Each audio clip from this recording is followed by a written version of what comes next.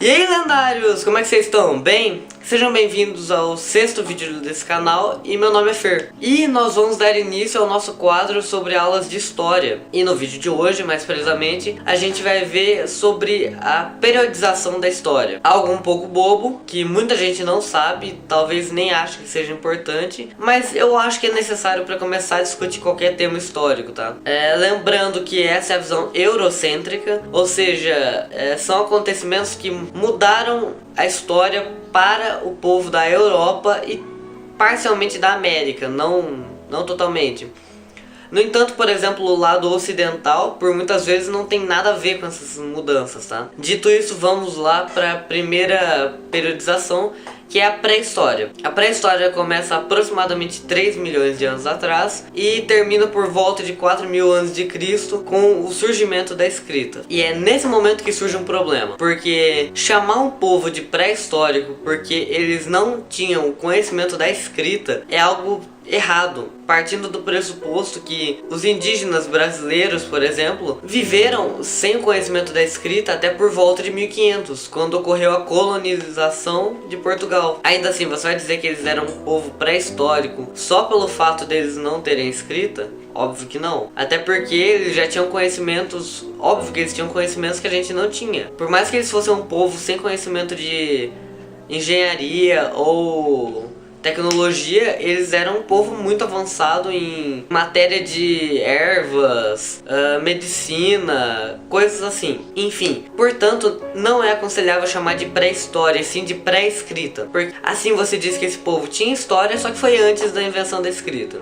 Após isso vem a Idade Antiga, que começa em 4.000 a.C. e vai terminar em 476 depois de Cristo, com a queda do Império Romano do Ocidente. Claro, não é tão simples assim essa divisão, como eu falei, é uma visão eurocêntrica, porque a queda do Império Romano do Ocidente, por exemplo, não influenciou nada no Japão ou na China, por exemplo. Mas eurocentricamente vendo, é um marco histórico. Obviamente que aconteceu muita coisa dentro dessa parte de Idade Antiga, e eu pretendo ver tudo isso com vocês mais pra frente, tá?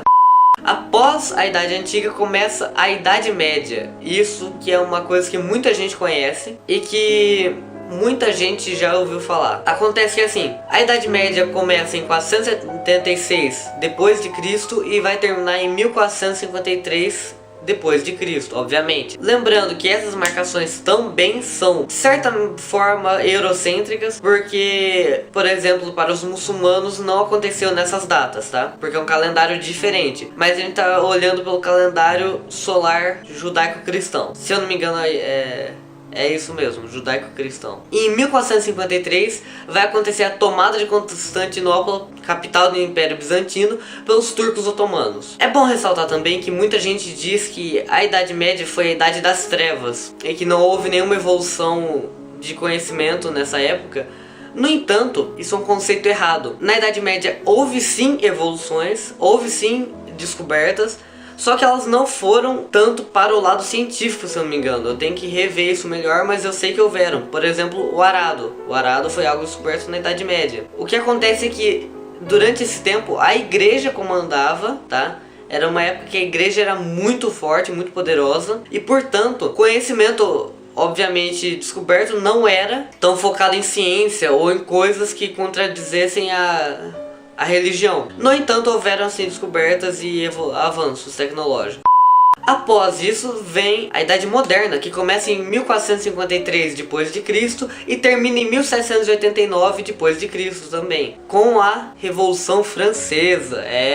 Tenho certeza que você tá aí já ouviu falar da Revolução Francesa também. A Idade Moderna também tem várias coisas dentro dela, muitas informações interessantes. Na realidade, tudo na história é interessante, porque você tem que perceber que ela pode ser vista de vários ângulos diferentes, e essa é a graça dela.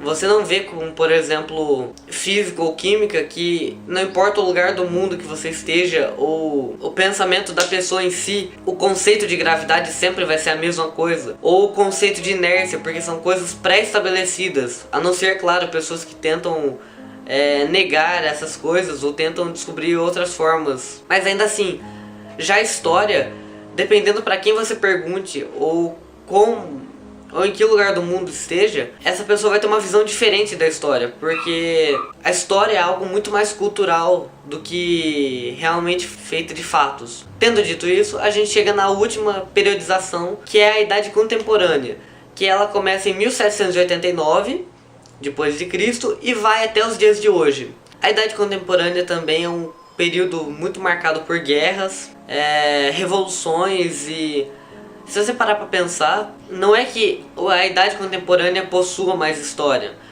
mas com a evolução do ser humano, a Idade Contemporânea possui muito mais revoluções ou muito mais quebras de paradigmas, partindo do pressuposto que a cada segundo que passa a humanidade está crescendo, tanto intelectualmente quanto socialmente, em PG, pelo menos ao meu ver, de forma que informações que antes levariam décadas para você conseguir ter acesso e juntar num lugar só, você pode juntar em dias com a internet e vários contatos de professores e estudiosos. Por isso a Idade Contemporânea é uma idade muito estável e muito propensa a discussões e a pensamentos diferentes. Antes de encerrar o vídeo, eu gostaria de lembrar também, existe um ponto dessa linha do tempo que pouca gente para pensar, é que, por exemplo, o surgimento da escrita não aconteceu ao mesmo tempo em todos os lugares do mundo. Um exemplo é o próprio Brasil, que aconteceu só em 1500. Ou coisas como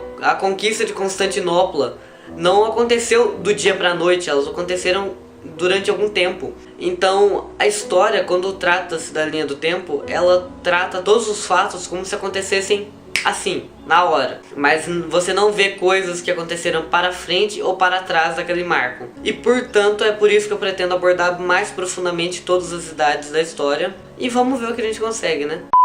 Esse foi mais um vídeo. Se você gostou, deixa o seu like, compartilha para mais gente ver. Se você não gostou, deixa seu dislike também. Eu gostaria de lembrar vocês para clicarem no link na descrição e irem ver o site do canal, porque é muito importante você acompanhar o canal por lá, que é certeza que vai aparecer todos os vídeos. Então é isso, eu conto com a colaboração de vocês e até a próxima!